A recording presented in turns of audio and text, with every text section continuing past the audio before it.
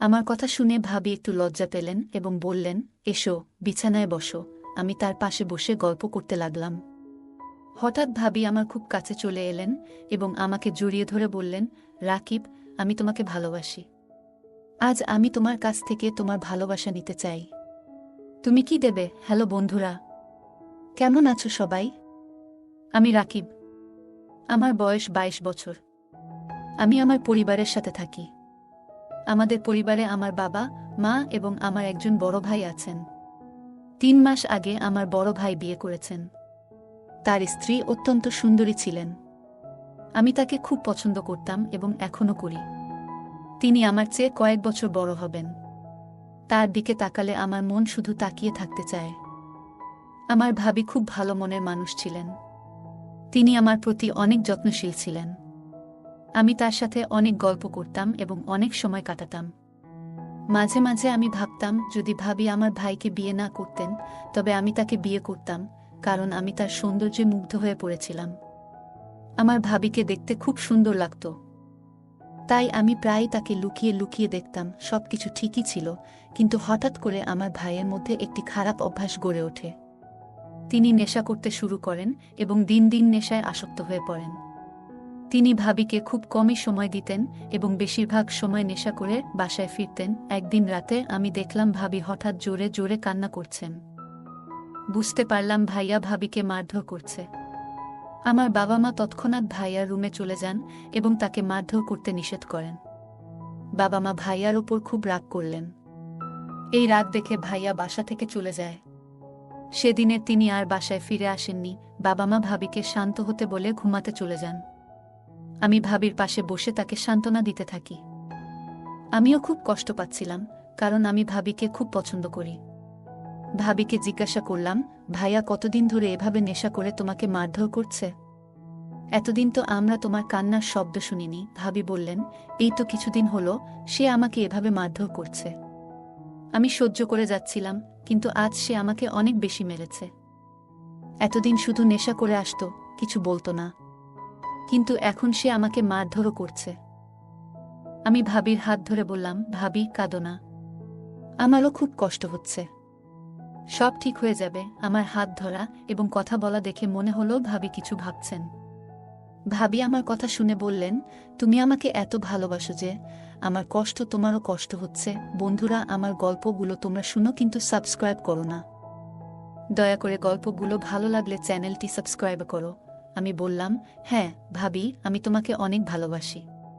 তাই তোমার কষ্ট দেখে আমারও কষ্ট হচ্ছে। আমার কথায় ভাবি একটু লজ্জা পেয়ে চুপ হয়ে গেলেন। তারপর বললেন, তুমি এখন নিজের রুমে চলে যাও। অনেক রাত হয়ে গেছে, এখন ঘুমাও। আমি বললাম, ঠিক আছে, আমি যাচ্ছি। তুমি ভালো করে ঘুমিয়ে নাও, আর কাঁদবে না। ভাবি বললেন, হ্যাঁ, আর কাঁদব না। আমার মন চাইছিল না সেখান থেকে চলে যেতে, কিন্তু মনে মনে ভাবলাম, আজ এতটুকুই বলেছি, এখন আর কিছু বলা ঠিক হবে না। দেখি ভাবির মনে কি আছে। তারপর আমি আমার রুমে চলে গেলাম। পরের দিন দেখলাম ভাবি আমার সাথে অনেক কথা বলছেন এবং আগের চেয়ে বেশি খোঁজ খবর নিচ্ছেন। এতে আমি আরও বেশি তার সঙ্গে ঘনিষ্ঠ হতে লাগলাম। সেদিন বিকেলে ভাবি ভাইয়ের কথা ভেবে কাঁদছিলেন। আমি তার পাশে গিয়ে বললাম, ভাবি, চলেন বাইরে কোথাও ঘুরতে যাই। তোমার মন ভালো হয়ে যাবে এবং বাইরে একটু ঘোরাও হবে। আমার কথা শুনে ভাবি রাজি হয়ে গেলেন। আমরা বাইরে ঘুরতে গেলাম। পথে আমি ভাবিকে জিজ্ঞাসা করলাম, ভাইয়া কি তোমাকে আগের মতো আর ভালোবাসেন না? ভাবি বললেন, না, সে আর আগের মতো ভালোবাসেন না। আমার কপালটাই খারাপ, তাই আমার জীবনে এসব হচ্ছে। আমি বললাম, তাহলে অনেক দিন থেকেই তোমার সাথে ভাইয়া আর আগের মতো আচরণ করছেন না, তাই তো? ভাবি আমার কথা শুনে একটু লজ্জা পেয়ে চুপ করে রইলেন। আমি বললাম, ভাবি, লজ্জা কিসের? আমার সাথে শেয়ার করো, আমি কিছু মনে করব না। আমি তোমাকে ভালোবাসি। এই বলে ভাবির হাতটা ধরে বললাম, ভাইয়াকে ছেড়ে চলে গেলে তো আমি আর তোমাকে দেখতে পাবো না। তাই ভাইয়াকে ছেড়ে যেও না, কারণ আমি তোমাকে অনেক ভালোবাসি। আমার কথা শুনে ভাবি খুব অবাক হয়ে গেলেন এবং বললেন, তুমি কি বলছো এসব? বাড়ির সবাই কি ভাববে বলো তো? আমি বললাম, আমাকে কি তোমার ভালো লাগে না? তিনি চুপ করে গেলেন। তারপর বললেন, হ্যাঁ, হয়তো ভালো লাগে, কিন্তু তাই বলে এসব কথা বলবে? আমি তাকে বললাম, আমি তোমাকে বিয়ে করতে চাই। তুমি কি আমাকে বিয়ে করবে ভাইকে ছেড়ে দিয়ে? কারণ আমার ভাই আর ভালো হবে না এবং সে নেশাও ছাড়বে না। আমার কথা শুনে তিনি কিছুক্ষণ চুপ করে থাকলেন, তারপর হঠাৎ আমাকে জড়িয়ে ধরে বললেন, রাকিব, সত্যিই তুমি আমাকে বিয়ে করবে? আমি বললাম, হ্যাঁ, আমি তোমাকে বিয়ে করব। তবে এখনই নয়, কিছুদিন পর। তুমি কিছুদিন কষ্ট সহ্য করো। আমার কথা শুনে ভাবি খুব খুশি হলেন এবং আমার মনে হলো তিনি হয়তো মনে মনে এটাই চাচ্ছিলেন। তিনি রাজি হয়ে গেলেন। আমরা বাড়ি ফিরলাম এবং আমি ভাবির সাথে আরও ঘনিষ্ঠ হয়ে গেলাম। সেদিন রাতে আমি তাকে বললাম, আমি রাতে তোমার সাথে গল্প করতে আসব। আমার কথা শুনে ভাবি খুব খুশি হলেন এবং বললেন, হ্যাঁ, আমি তোমার জন্য অপেক্ষা করব। সেদিন রাতে ভাইয়া বাড়িতে আসেননি, তাই এই সুযোগে আমি ভাবির রুমে চলে গেলাম। রুমে ঢুকে যা দেখলাম তাতে আমি অবাক হয়ে গেলাম। ভাবি লাল রঙের একটি নাইটি পরেছিলেন। আমি তাকে দেখে বললাম, ভাবি, আজ তোমাকে খুব সুন্দর লাগছে। আমার কথা শুনে ভাবি একটু লজ্জা পেলেন এবং বললেন, এসো, বিছানায় বসো। আমি তার পাশে বসে গল্প করতে লাগলাম। হঠাৎ ভাবি আমার খুব কাছে চলে এলেন এবং আমাকে জড়িয়ে ধরে বললেন, রাকিব, আমি তোমাকে ভালোবাসি। আজ আমি তোমার কাছ থেকে তোমার ভালোবাসা নিতে চাই। তুমি কি দেবে? আমি মনে মনে ভাবতে লাগলাম, আমি তো এতদিন ধরে এই মুহূর্তের অপেক্ষায় ছিলাম। কবে তোমার কাছে আসতে পারবো আর কবে তোমায় আমার ভালোবাসা দিতে পারবো, সেই স্বপ্নই দেখতাম সবসময়। আমি ভাবিকে বললাম, তাহলে সত্যিই তুমি আমার ভালোবাসা নেবে?